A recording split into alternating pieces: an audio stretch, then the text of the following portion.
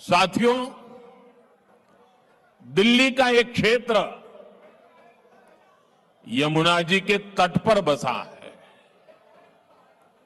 और इस इलाके में तो बाबा श्यामगिरी भी विराजते हैं। मैं उन्हें श्रद्धापूर्वक नमन करते हुए आप सभी जनता जनार्दन को भी प्रणाम करता हूं। आप यहां वर्किंग डे होने के बावजूद भी इतनी विशाल संख्या में, और वो भी दोपहर के समय, हम सबको आशीर्वाद देने आए हैं। मैं आपका हृदय से बहुत बहुत आभार व्यक्त करता हूं। लेकिन ये जो दृश्य है, ये दिल्ली का मूड बता रहा है।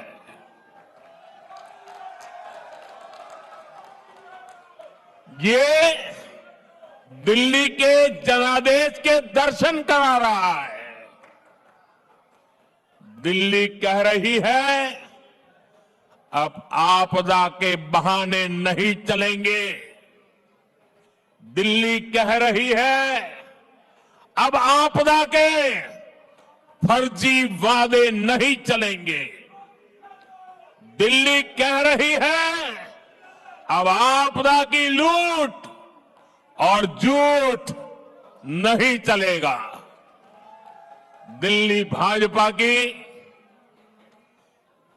यहां के लोग भाजपा की ऐसी डबल इंजन सरकार चाहते हैं जो गरीबों के कल्याण और दिल्ली के विकास दोनों पर एक साथ काम करे। दिल्ली एक ऐसी सरकार चाहती है जो गरीबों के लिए घर बनाए, जो दिल्ली को आधुनिक बनाए। दिल्ली एक ऐसी सरकार चाहती है जो हर घर नल से जल पहुंचाए, टैंकर माफिया से मुक्ति दिलाए। इसलिए पूरी दिल्ली आज कह रही है, 5 फरवरी आएगी, आपदा जाएगी, भाजपा आएगी। मैं दिल्ली भाजपा को बहुत बहुत बधाई देता हूं। दिल्ली भाजपा ने एक शानदार संकल्प पत्र दिल्ली की जनता के चरणों में समर्पित किया है। इस संकल्प पत्र में दिल्ली की महिलाओं के लिए, युवाओं के लिए, स्कूल में पढ़ने वाले बच्चों के लिए, दिल्ली के मध्यम वर्ग के लिए, ऑटो चलाने वालों के लिए, दुकानदारों के लिए, झुग्गी झोपड़ी में रहने वालों के लिए, हर वर्ग के लिए अच्छी योजनाएं लाने का दिल्ली की जनता को सार्वजनिक रूप से वादा किया है। दिल्ली में बनने वाली भाजपा सरकार अपने वायदे पूरी करेगी। मैं फिर दोहराता हूं, 8 तारीख के बाद जब दिल्ली में भाजपा की सरकार बनेगी, जो भी वादे आपको किए गए हैं, वो सारे के सारे वादे समय सीमा में पूरे किए जाएंगे। ये मोदी की गारंटी है।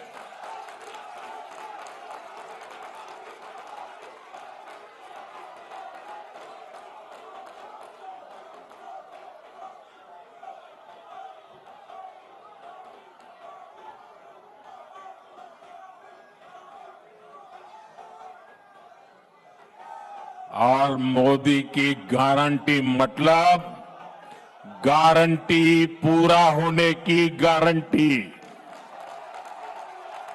साथियों, ये 21वीं सदी है। 21वीं सदी के 25 साल बीत चुके।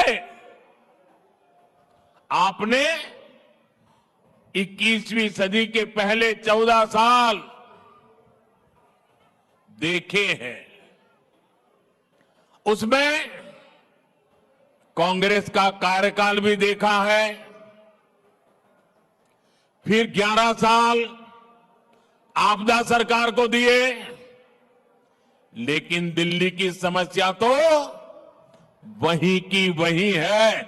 25 साल इन दोनों ने आपकी दो पीढ़ी को बर्बाद कर दिया है। जब दिल्ली की बात आती है तो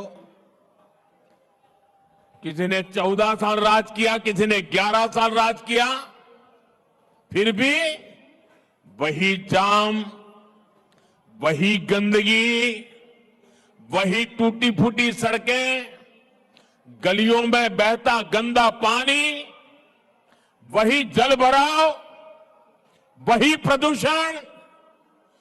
पीने के पानी के लिए लोग तरस रहे हैं, हाहाकार हो रहा है। कुछ नहीं बदला।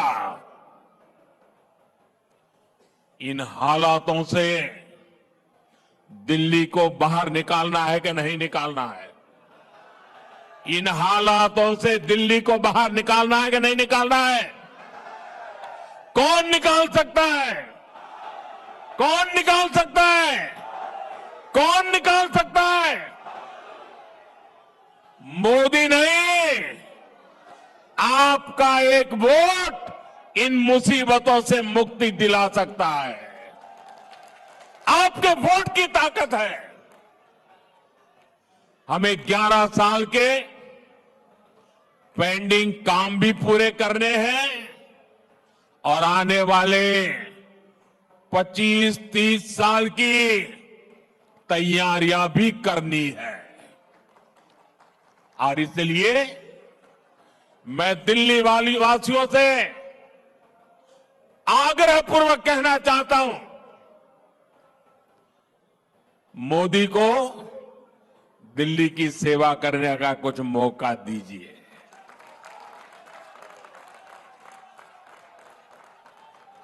देश भर में मैं बहुत कुछ कर पाया हूं। दिल्ली में आपने मुझे सेवा करने का अवसर नहीं दिया। आपने 25 साल कांग्रेस भी देखी, आपदा भी देखी। अब एक बार कमल को भी देख लीजिए। मुझे सेवा करने का अवसर दीजिए। और मैं दिल्ली वासियों को कहता हूं, जैसे एक परिवार का मुखिया अपने परिवार का ख्याल रखता है, मैं दिल्ली वासियों एक परिवार के सदस्य के नाते आपका ख्याल रखूंगा। आपके सपने मेरे सपने होंगे। आपके सपनों को पूरा करने के लिए मैं अपना समय, शक्ति, बुद्धि, जो कुछ भी है आपके लिए खपा दूंगा। साथियों, आपदा वालों ने दिल्ली को पानी माफिया के भरोसे छोड़ दिया है। इन लोगों ने 3 चुनाव में यमुना जी की सफाई के नाम पर वोट मांगे। आज कह रहे हैं, और बेशर्मी देखिए अब कहां तक पहुंच गए। अरे भाई, यमुना जी से तो वोट थोड़ा मिलता है, हम यमुना जी की सफाई नहीं करेंगे। बेशर्मी से ये कहने की इनकी हिम्मत, ये चौंकाने वाला चरित्र है जी।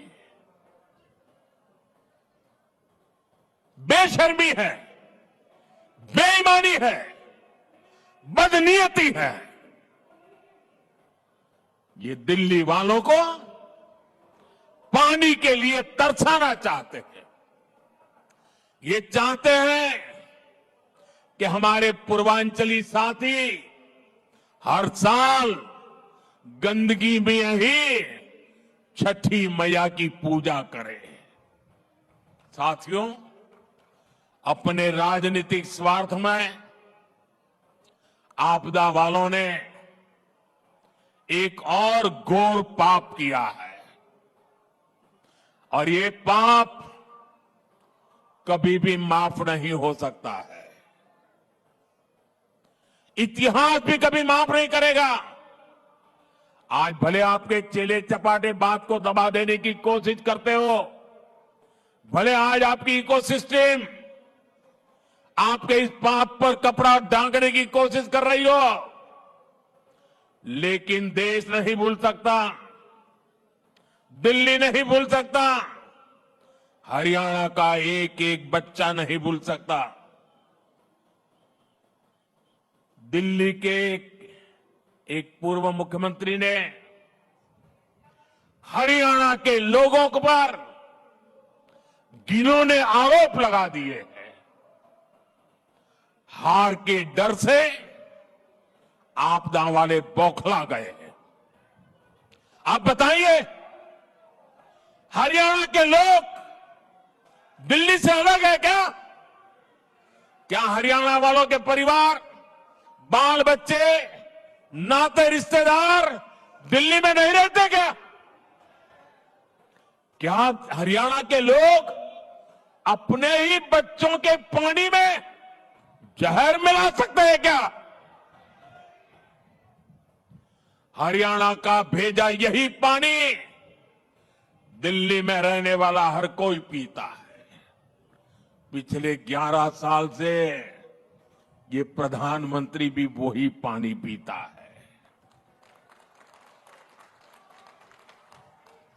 हरियाणा का भेजा यही पानी दिल्ली में रहने वाले हमारे सारे न्यायाधीश, सारे न्यायमूर्ति, सभी हमारे सम्मानित सदस्य भी पीते हैं। जो विदेश की एम्बेसियां हैं, दुनिया भर की एम्बेसियां हैं, वो भी वही पानी पीते हैं। गरीब के घर के आसपास भी वही पानी होता है। क्या कोई ये सोच सकता है क्या कि मोदी को जहर देने के लिए हरियाणा बीजेपी की सरकार ने पानी में जहर डाल दिया? क्या बोल रहे हो? क्या देश के न्यायाधीशों को जहर पिला करके मारने का षड्यंत्र चल रहा था क्या? क्या बोल रहे हो? मेरे दिल्ली वासियों, गलती माफ करना वो भारत के नागरिकों का उदार चरित्र है, लेकिन जानबूझ करके बदिरादे से पाप करने वालों को न दिल्ली कभी माफ करता है, न देश कभी माफ करता है।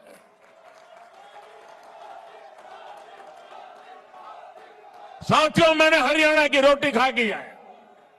हरियाणा के मुझे राजनीति में उंगली पकड़ करके चलाया है। मैं हरियाणा को भली भांति जानता हूं। वहां का एक एक नागरिक धर्म परायण है। अनेक घरों में सुबह यज्ञ होता है। ऐसा सात्विक जीवन मैंने हरियाणा में देखा है। वे देशभक्ति से भरे हुए लोग हैं। कोई परिवार ऐसा नहीं होगा जिसका बेटा सीमा पर मां भारती की रक्षा न करता हो। क्या ऐसे लोगों को जहर पिलाने वाले ऐसे आरोप लगा दो आप? अरे ये देश तो ऐसा है, पशु पक्षियों तक को पानी पिलाता है, कभी उनको नुकसान नहीं पहुंचता है। और ये आपदा वाले कह रहे हैं कि हरियाणा वाले दिल्ली के पानी में जहर मिलाते हैं। ये सिर्फ हरियाणा का अपमान नहीं, ये भारतीयों का अपमान है। हमारे संस्कारों का अपमान है, हमारे चरित्र का अपमान है। ये वो देश है जो पानी पिलाना धर्म माना जाता है, जहां पियाऊ रखने की परंपरा है। इस देश में ऐसे लोग हो गए जिन्होंने खुद का घर नहीं बनाया, कि गांव वालों के कुआं खोदा या वावड़ी बना दी। इस देश में देश के वासियों को ऐसा झूठा आरोप लगाते हो। चुनाव हारने का ऐसा डर कि कुछ भी बोलो। मुझे पक्का विश्वास है ऐसी ओछी बातें करने वालों को दिल्ली इस बार जरूर सबक सिखाएगी। इन आपदा वालों की लूटिया यमुना जी में ही डूबेगी। साथियों, ये एक और अफवाह फैला रहे हैं कि भाजपा योजनाएं बंद करेगी। ये कुछ लोगों की ऐसी आदत होती है झूठ बोलने की। 2014 में जब मैं चुनाव लड़ रहा था लोकसभा का, तो ये कांग्रेस वाले गांव गांव गली गली जाकर के कहते थे कि मोदी आएगा, भाजपा आएगी, ये मनरेगा बंद हो जाएगा, आपकी रोजी रोटी खत्म हो जाएगी, भड़का रहे थे। आज 11 साल हो गए। मैंने उस दिन भी कहा था मैं योजनाओं को बंद नहीं करूंगा, मैं योजनाओं को बल दूंगा। और हमने बल दिया। उसमें जो बेईमानी थी, मनरेगा में से बेईमानी को हटाया और मजबूती देने का काम किया। हमारे देश में परंपरा है, किसी भी सरकार कितनी ही बुरी क्यों ना हो, कितने ही बदनाम क्यों ना हो, लेकिन अगर उसके कार्यकाल में कोई अच्छी चीज शुरू हुई हो तो हर सरकार उसको आगे चलाती है। अटल बिहारी वाजपेयी ने प्रधानमंत्री ग्राम सड़क योजना शुरू की थी। उसके बाद कांग्रेस आई तो अखबार वाले लिखते थे क्या अटल जी की ये पीएम ग्राम सड़क योजना चालू रहेगी क्या? मनमोहन सिंह जी के समय भी चालू रही और बाद में मोदी के आने के बाद भी चालू रही। इतना ही नहीं, गति बढ़ा दी गई। सरकारें, ये झूठ बोलने वालों को पता नहीं, सरकारें ऐसे नहीं चलती है। और इसलिए जो भी अच्छा है, जो दिल्ली के कल्याण के लिए है, दिल्ली वासियों की भलाई के लिए है, उसको आगे चलाया जाएगा, उसे और मजबूती दी जाएगी, उसे बल दिया जाएगा। हां, बेईमानों को जाना पड़ेगा। जिस काम के लिए पैसे हैं, टैक्स पेयर के पैसे, गरीब के लिए जो काम हो रहा है उनके लिए ही जाएंगे। भाजपा सरकार इन योजनाओं में पारदर्शिता लाएगी, इनमें भ्रष्टाचार को बंद किया जाएगा। साथियों, आप याद कीजिए, सीएजी रिपोर्ट 1860 से ये व्यवस्था चल रही है। सीएजी का जन्म हुआ, अंग्रेज गए, योजना चलती रही, अनेक सरकारें आई, सीएजी योजना चलती रही। ये पहला ऐसा व्यक्ति आया जिसने इतनी पुरानी सीएजी जैसी संस्था, इतनी क्रेडिबल इंस्टीट्यूट और सरकार में चेक और बैलेंस के लिए एक बहुत ही महत्वपूर्ण व्यवस्था, उसको उसने कागज का टुकड़ा बना करके फेंक दिया। साथियों, आपदा सरकार सीएजी की रिपोर्ट को दबाकर बैठ गई है। इन्हें शराब घोटाले, शीश महल घोटाले, शिक्षा घोटाले, अस्पताल घोटाले, ऐसी हर चीज से पर्दा उठने का डर है। आप भाजपा एनडीए के उम्मीदवारों को जिताइए, विधानसभा के ये दूसरी मोदी की गारंटी भी लिख लीजिए। विधानसभा के पहले सत्र में ही सीएजी रिपोर्ट टेबल पर कर दी जाएगी। साथियों, आपदा वालों की नीयत ही काम करने की नहीं है। पिछले 5 साल में दिल्ली विधानसभा सिर्फ 70-75 दिन चली है। ये दिल्ली विधानसभा के इतिहास का सबसे कम कामकाज रहा। इस दौरान दिल्ली में समस्याएं बढ़ी, लेकिन कानून सिर्फ 14 पास हुए। 5 साल में 14 कानून, इनमें से भी 5 कानून उनके जो विधायक हैं ना, उनकी सैलरी और पेंशन तो तय करने के लिए रहे। 5 यानी आपदा वालों को दिल्ली की आम जनता की समस्या से कोई लेना देना नहीं है।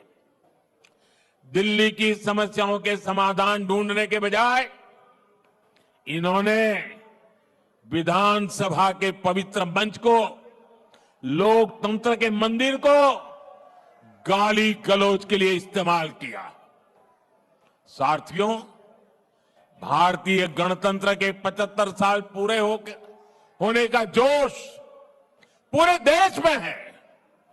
26 जनवरी को कर्तव्य पथ पर देशभक्ति की झांकी देश ने देखी। भारतीय सेना की दहाड़ आसमान तक गूंज रही थी। आज भी शाम को बीटिंग रिट्रीट में हमारी सेनाओं का कौशल दिखाई देगा, लेकिन हमें नहीं भूलना है, इसी दिल्ली में आपदा पार्टी ने सेना के पराक्रम पर सवाल उठाए थे। इन लोगों ने विधानसभा सत्र बुलाकर हमारी बहादुर सेना से सर्जिकल स्ट्राइक के सबूत मांगे थे। आपदा वालों ने हमारे सैनिकों की वीरता का अपमान किया था।